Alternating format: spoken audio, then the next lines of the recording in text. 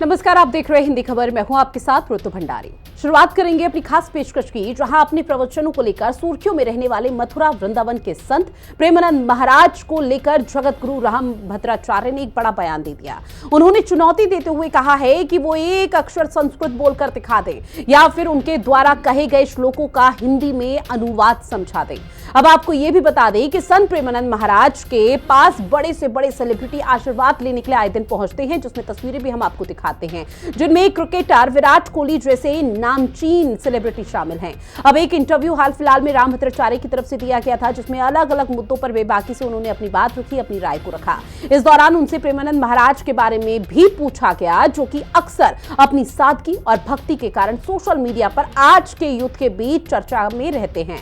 आपको यह भी बता दें कि पिछले 19 सालों से उनकी दोनों किडनियां खराब हैं, उसके बावजूद भी वो हर दिन वृंदावन की परिक्रमा करते हैं। राम भद्राचार्य ने यह भी कह दिया कि पहले विद्वान लोग ही कथा वाचन किया करते थे, लेकिन आजकल मूर्ख लोग धर्म का ज्ञान दे रहे हैं। राम भद्राचार्य से जब प्रेमानंद महाराज के बारे में पूछा गया तो उन्होंने कहा कि उनके लिए वो अभी बालक के समान है। इस दौरान चुनौती देते हुए कहा कि चमत्कार अगर प्रेमानंद महाराज पर है या उनको आता है तो मैं चैलेंज करता हूं, मेरे सामने प्रेमानंद जी एक बार अक्षर संस्कृत बोलकर दिखा दे या फिर मेरे कहे हुए संस्कृत श्लोकों का अर्थ समझा दें। उन्होंने यह भी कहा कि प्रेमानंद महाराज को लेकर उनके मन में कोई द्वेष नहीं है, लेकिन वो उन्हें ना तो विद्वान मानते हैं और ना ही चमत्कारी पुरुष। अब उन्होंने कहा कि चमत्कार उसको कहते हैं जो शास्त्रीय चर्चा पर सहज हो और उनके श्लोकों का अर्थ ठीक से बता पाए। उन्होंने प्रेमानंद महाराज की लोकप्रियता को क्षणभंगुर बताते हुए कहा कि ये थोड़े समय के लिए होती है और उन्हें उनका भजन करना अच्छा लगता है, लेकिन इसे चमत्कार कहना उन्हें स्वीकार नहीं है। महाराज श्री पद्म विभूषित तुलसी पीठाधीश्वर अनेक ग्रंथों की रचना करने वाले अंतर्राष्ट्रीय स्तर के महान उद्भट विद्वान, महान संत परम पूज्य राम भद्राचार्य जी, ज्ञान में उनके समान कोई स्वामी नहीं है। और मुझे तो लगता है एक गुरु शिष्य के ही उसमें जो है उन्होंने ऐसी कुछ कहा है, कोई उनका ऐसा राग द्वेष नहीं था जिसके कारण से उनको प्रेमानंद जी महाराज को उनको मजबूत करने के लिए, उनको मजबूती देने के लिए, जैसे कि गुरु शिष्य कुंभ कुम्हार है, गढ़ गढ़ काढ़े खोट, जैसे गुरु कुम्हार को कहा गया है और घड़े को शिष्य बताया गया है। अंदर से सहारा दे करके और बाहर से जिस तरह से कुम्हार चोट मारता है, उसी प्रकार से राम भद्राचार्य जी ने अंत में उनको बालक भी तो कहा है। बालक माने शिष्य।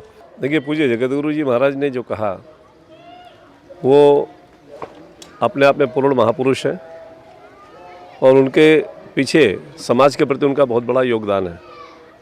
आज चित्रकूट में ही नहीं, पूरा भारतवर्ष उनको एक आदर्श के रूप में स्वीकार करता है। पूज्य प्रेमानंद जी महाराज बहुत अच्छे महात्मा हैं और डायलिसिस पर चलने वाले खाली प्रेमानंद जी ही नहीं है, बहुत सारे लोग हैं जो डायलिसिस लेकर के अपनी ज़िंदगी निकाल देते हैं। प्रेमानंद जी महाराज की नामनिष्ठा अद्भुत है, श्री जी के प्रति उनका समर्पण बहुत अच्छा है और वो बधाई के पात्र हैं। हमने तो आपको पहले ही बता दिया था कि जो कुछ भी है, जैसा है वो मानते हैं। सब लोगों ने उनको जगत गुरु की उपाधि से उपाधा नवाजा गया, लेकिन इस उपाधि से तो नहीं नवाजा गया कि शायद कि जो है किसी की बुराई करने की उपाधि दी गई हो। हमें किसी की बुराई करने का अधिकार नहीं है। हम मानव हैं, हम संत हैं, पहले तो मानव, फिर दूसरा धर्म योद्धा। हम किसी की बुराई करने का कोई अधिकार नहीं होता हमको। राम भद्राचार्य जी ने जो भी संत श्री प्रेमानंद जी महाराज जी के बारे में कहा है वो बिल्कुल भी शोभनीय नहीं है, क्योंकि संत श्री प्रेमानंद जी महाराज जी जो कलयुग के एक बहुत ही दिव्य संत हैं, जो हमेशा ही पाखंडवाद का विरोध करते हैं और उन्होंने लाखों युवाओं को, युवतियों को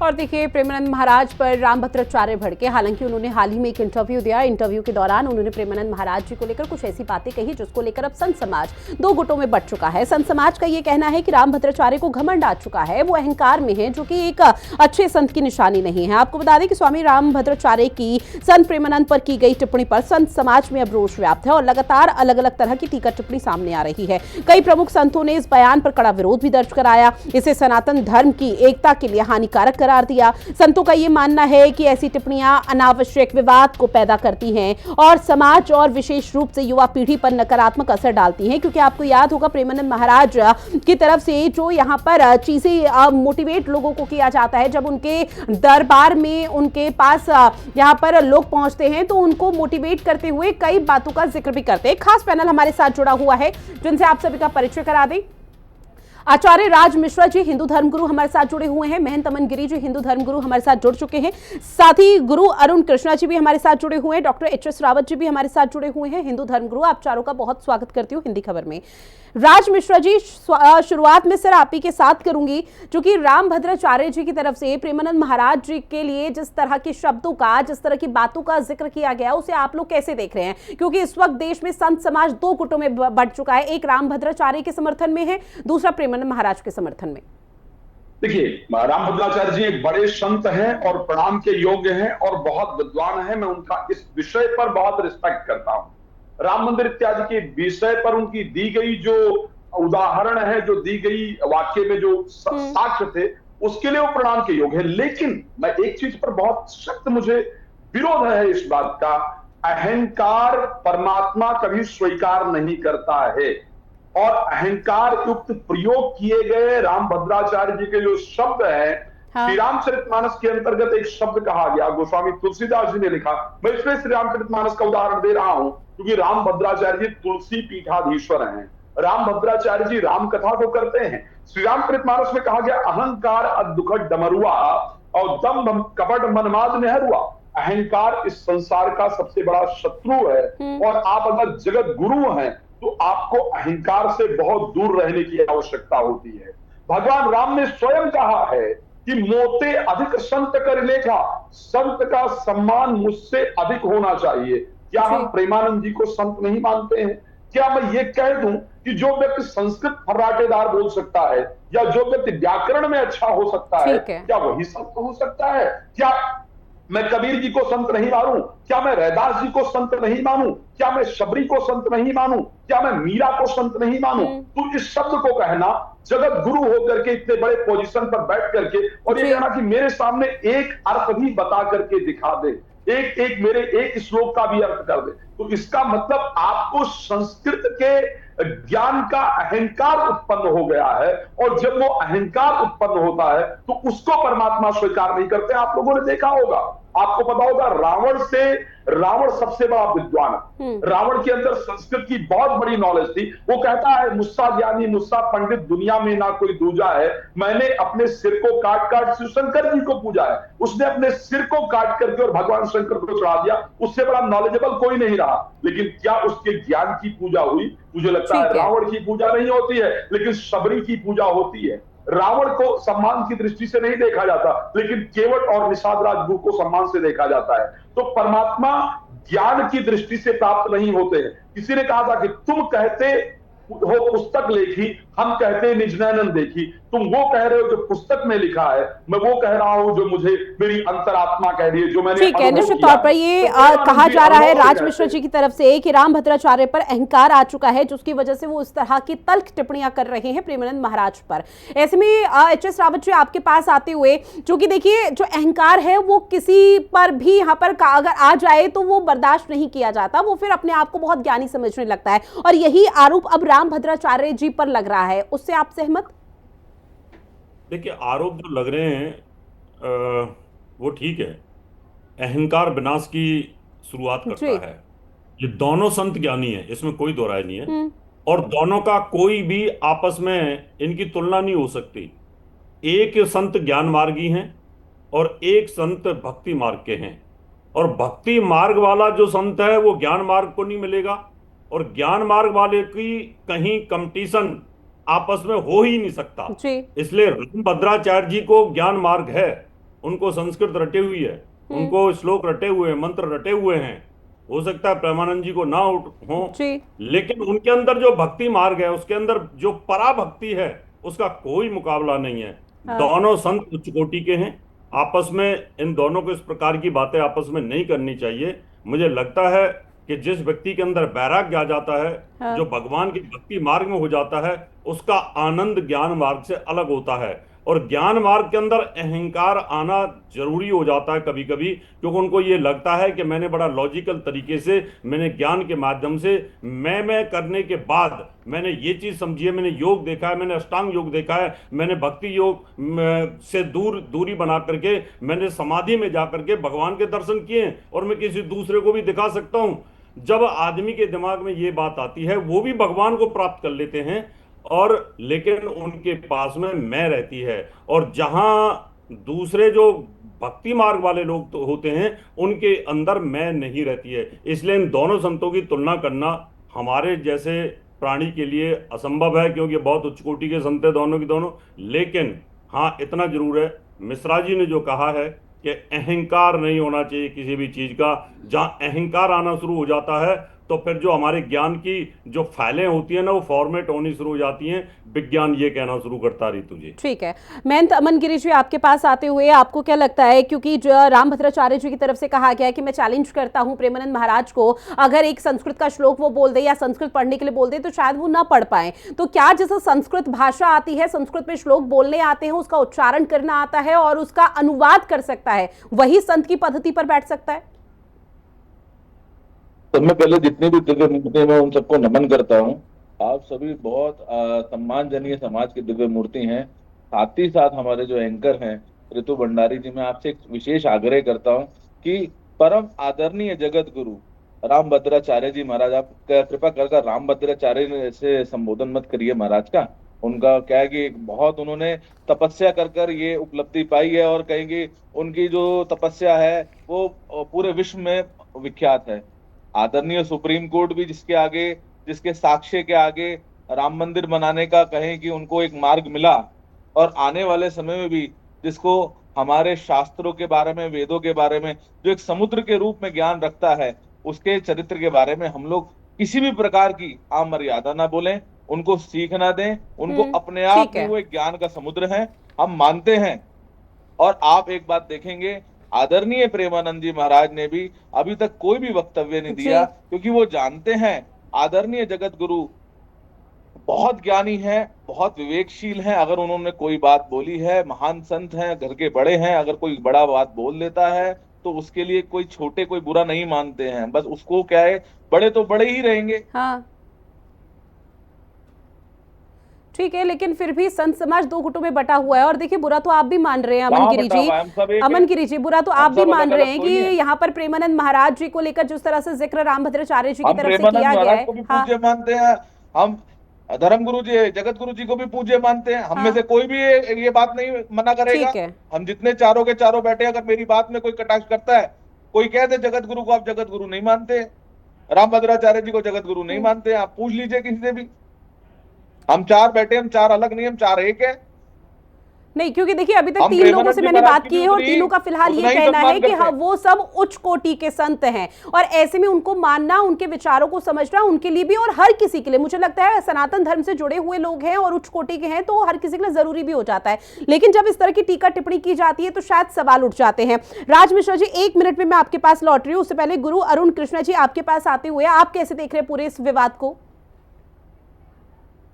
जगत गुरु रामभद्राचार्य राम कथा कहते हैं, और महर्षि वाल्मीकि जी ने जब महर्षि नारद जी से पूछा, मैं राम कथा का ही वर्णन कर रहा हूं, तो उन्होंने कहा कि कौन अस्मिन् सांप्रदम लोके गुणवान कस्य वीरवान धर्मगस्य कृतज्ञस्य सत्यवाक्यो दृढ़विता चारित्रेण चाको युक्ता सर्वभूतेषु को हिता विद्वान को समर्थस्य विद्वान का समर्थस्य कश्चैक प्रियदर्शना जी आत्मान को जित क्रोधो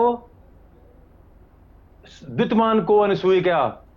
यानी अर्थात वो स्वयं कह रहे हैं कि आत्मान को जित क्रोधो द्वितमान को अनसूय कहा कस्य विभत्ति देवाश्च जात रोषस्य संयुगे, कि कौन ऐसा पुरुष है धरती पर, कौन ऐसा पुरुष धरती पे, ये महर्षि महर्षि महर्षि वाल्मीकि जी पूछ रहे हैं महर्षि नारद जी से, कि जो अपने क्रोध पर काबू रखता है, जो अहंकार पे काबू रखता है, कस्य विभत्ति देवाश्च जात रोषस्य संयुगे, कि जो जिसके और साथ में जिसके क्रोध से देवता भी हिल जाते हों और कभी किसी की निंदा ना करते हों, ऐसा कौन सा पुरुष है धरती पे। तो इसमें नारद जी कहते हैं कि इक्ष्वाकु वंश प्रभवो रामो नाम जनौ श्रुतः, कि एक इक्ष्वाकु वंश में राम है जिन्हें लोग दशरथ पुत्र है, जिन्हें लोग राम के नाम से जानते हैं। उनके बारे में कहा गया कि नितात्मा महावीरो द्वितमान धृतमान वशी, जो अपने अपने सभी इंद्रियों पर नियंत्रण रखते हैं, जो अपने क्रोध पर काबू करते हैं, जो सबके लिए सर्वभूतेषु को हिता, सभी सर्वभूतेषु सभी प्राणियों जीवों के लिए कौन हित सोचता है, वो भगवान राम है। तो जब आप भगवान राम का ज्ञान धरती पे लोगों को दें तो उनका जो आचरण है सर्वभूतेषु को हिता, इसका ध्यान रखना चाहिए।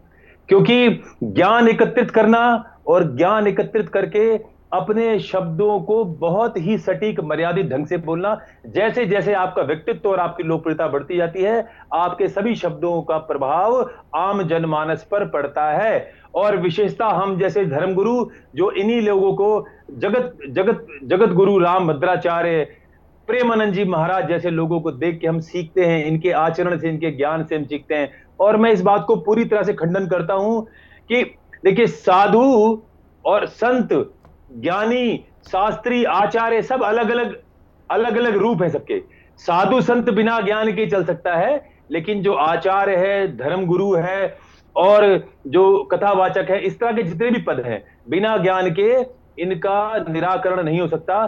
तो मैं ये कहता हूं कि जो हमारे जगत गुरु हैं, इनको अपने शब्दों की, मैं एक बात मानता हूं कि 80 वर्ष की लगभग उनकी आयु है और उन्होंने बालक समझ के, जैसे किसी अपने छोटे से बोलते हैं, उस भाव से उन्होंने प्रेमानंद जी को बोला। ये बात पूरी तरह मानता हूं, क्योंकि उन्होंने बीच में बोला बात करते हुए, अपने शब्दों में स्पष्टीकरण भी किया कि मेरे मन में प्रेमानंद जी के लिए कोई विद्वेष भावना नहीं है, मेरे लिए प्रेमानंद जी बहुत अच्छा काम कर रहे हैं। हाँ ठीक है, उनकी लोकप्रियता जो है, ये उन्होंने उनकी लोकप्रियता नहीं कहा, उन्होंने कहा जो लोकप्रियता होती है वो क्षणभंगुर होती है, वो आज किसी के पास है और कल किसी के पास नहीं है, ये सत्य वाक्य है। लेकिन जैसा मैंने कहा कि जब भगवान राम के बारे में बोला गया कि आत्मान को जित क्रोधो द्वितमान को अनसूय, कहा कि एक ऐसा व्यक्ति, आप एक चीज बताइए, उन्होंने ऐसे एक व्यक्ति शब्द राम और थे। बोला, जब राम का आचरण ऐसा है तो राम को पढ़ने वाले का आचरण भी ऐसा ही होना चाहिए। एक मिनट कृष्णा जी, आप ये बताइए, उन्होंने एक चीज और बोली कि जो आजकल जो ज्ञान दे रहे हैं वो सब मूर्ख हैं। तो इसका मतलब हम सब मूर्ख हैं, या जितने भी लोग ज्ञानी कथावाचक है सब मूर्ख हैं क्या? देखिए, ऐसा है, बड़ा जो होता है ना अपने परिवार में, उसके शब्दों को आप तोल मोल नहीं सकते। बच्चे के शब्द को तोला जा सकता है, जब बड़ा बोलता है किसी पद में बैठ के तो उसको स्वीकार कर लेना चाहिए। हाँ ठीक है, मैंने जैसा बोला कि शब्दों की मर्यादा, निश्चित तौर पर अगर बड़ा कुछ बोलता है तो छोटे को स्वीकार कर लेना चाहिए, लेकिन उनकी तरफ से प्रेमानंद महाराज जी को यहाँ पर अज्ञानी शब्द से भी संबोधित किया गया। अज्ञानी शब्द से संबोधित करना, उनकी लाखों की संख्या में, करोड़ों की संख्या में फैन फॉलोइंग है, उन लोगों को आप लोग कैसे समझाएंगे? आचार्य राज मिश्र जी, आप अपनी बात रखिए। अहंकार विमूढ़ आत्मा करता हमित मन्यते, अहंकार का, ठीक है अरुण कृष्णा जी, ठीक है सर, चूंकि मेरे पास समय भी उतना नहीं है कि मैं चर्चा को बहुत तेजी के साथ आगे बढ़ा पाऊं, इसलिए बाकी पैनलिस्ट को भी सुन लेते हैं। आप ये कह सकते हो कि प्रेमानंद जी को और सीखना चाहिए, ठीक है, प्रेमानंद जी प्रकांड पंडित है।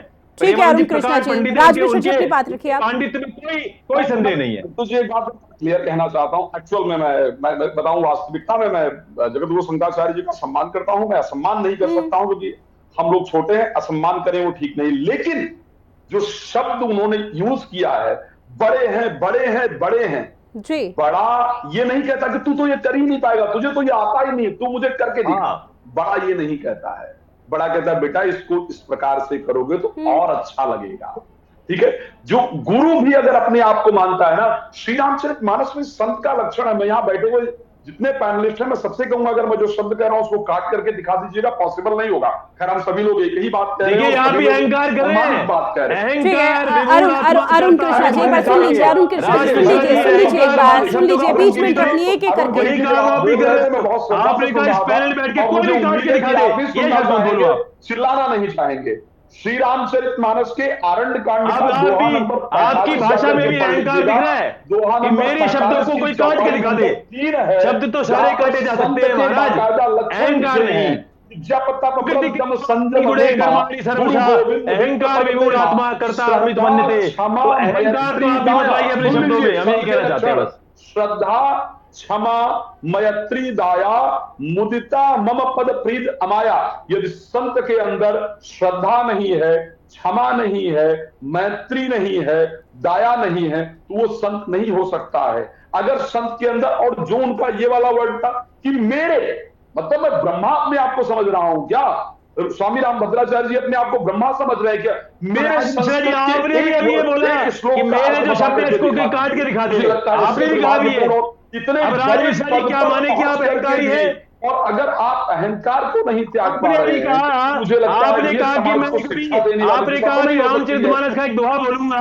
ठीक है, मेरे साथ और भी पैनलिस्ट हैं, उनसे भी मुझे उनका ओपिनियन और रिएक्शन जानना बहुत जरूरी हो जाता है। अरुण, ठीक है, अरुण कृष्णा जी और आचार्य राज मिश्रा जी, लॉटरी में आपके पास। अमन गिरी जी, ये स्थिति आखिर क्यों आ गई, संत बनाम कथावाचक की स्थिति? संत बनाम कथावाचक आज के समय में आप देख ही रहे हैं। कथावाचक जो बात कह रहे हैं वो भी बात सही है। समाज में जिस तरीके से उदाहरण पेश कर रहे हैं, अगर हम समाज के बीच में जाते हैं, अगर समाज में कुछ किसी प्रकार की अमर्यादाएं दिखती हैं तो उस पर अपने को चर्चा करने का अधिकार है।